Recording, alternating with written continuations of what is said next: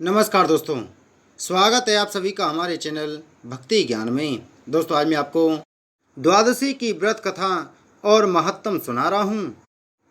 युधिष्ठिर ने कहा, भगवान, सब प्रकार के उपवासों में जो सबसे श्रेष्ठ महान फल देने वाला और कल्याण का सर्वोत्तम साधन हो, उसका वर्णन करने की कृपा कीजिए। श्री भगवान बोले, महाराज युधिष्ठिर, तुम मेरे भक्त हो।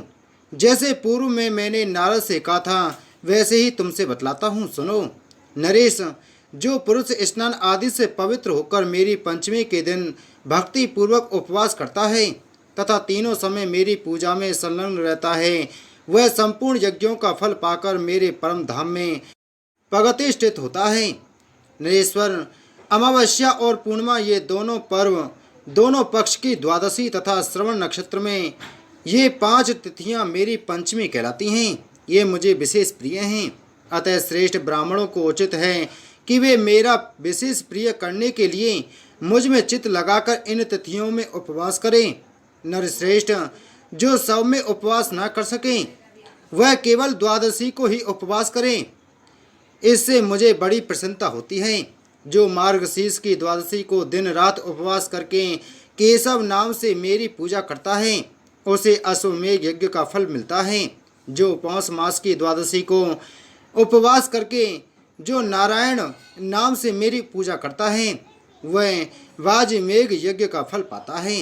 राजन, जो माघ की द्वादशी को उपवास करके माधव नाम से मेरा पूजन करता है, उसे राजसूय यज्ञ का फल प्राप्त होता है।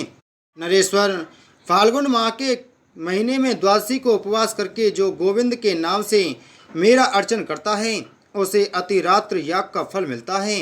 चैत्र महीने की द्वादशी तिथि को व्रत धारण करके जो विष्णु नाम से मेरी पूजा करता है, वह पुंडरीक यज्ञ के फल का भागी होता है।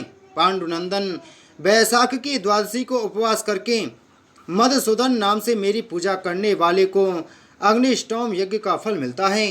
राजन, जो मनुष्य ज्येष्ठ मास की द्वादशी तिथि को उपवास करके त्रिविक्रम नाम से मेरी पूजा करता है, वह गौमेध के फल का भागी होता है। भरत श्रेष्ठ, आषाढ़ मास की द्वादशी को व्रत रखकर वामन नाम से मेरी पूजा करने वाले पुरुष को नरमेघ यज्ञ का फल प्राप्त होता है। राजन, श्रावण महीने में द्वादशी तिथि को उपवास करके जो श्रीधर नाम से मेरा पूजन करता है, वह पंच यज्ञों का फल पाता है। नरेश्वर, भाद्रपद मास की द्वादशी तिथि को उपवास करके ऋषिकेश नाम से मेरा अर्चन करने वाले को सौत्रामणि यज्ञ का फल मिलता है। महाराज, आश्विन की द्वादशी को उपवास करके जो पद्मनाभ नाम से मेरा अर्चन करता है, उसे 1000 गोदान का फल प्राप्त होता है। राजन, कार्तिक महीने की द्वादशी तिथि को व्रत रखकर जो दामोदर नाम से मेरी पूजा करता है, उसको संपूर्ण यज्ञों का फल मिलता है।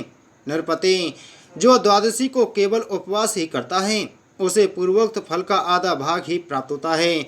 इसी प्रकार श्रावण में यदि मनुष्य भक्ति युक्त चित्त से मेरी पूजा करता है, तो वह मेरी सालोक्य मुक्ति को प्राप्त होता है।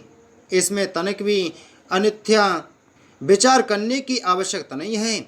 उपयुक्त रूप से प्रति मास आलस्य छोड़कर मेरी पूजा करते करते जब 1 साल पूरा हो जाए, तब पुनः दूसरे साल की मासिक पूजन आरंभ करते।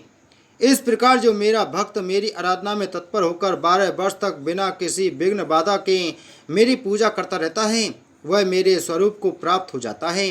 राजन, जो मनुष्य द्वादशी तिथि को प्रेम पूर्वक मेरी और वेद संहिता की पूजा करता है, उसे पूर्वोक्त फलों की प्राप्ति होती है, इसमें संशय नहीं है। जो द्वादशी तिथि को मेरे लिए चंदन, पुष्प, फल, जल, पत्र अथवा मूल अर्पण करता है, उसके समान मेरा प्रिय भक्त कोई नहीं है। नरश्रेष्ठ युधिष्ठिर, इंद्र आदि संपूर्ण देवता उपयुक्त विधि से मेरा भजन करने के कारण ही आज स्वर्गीय सुख का उपभोग कर रहे हैं। बोलो विष्णु भगवान की जय।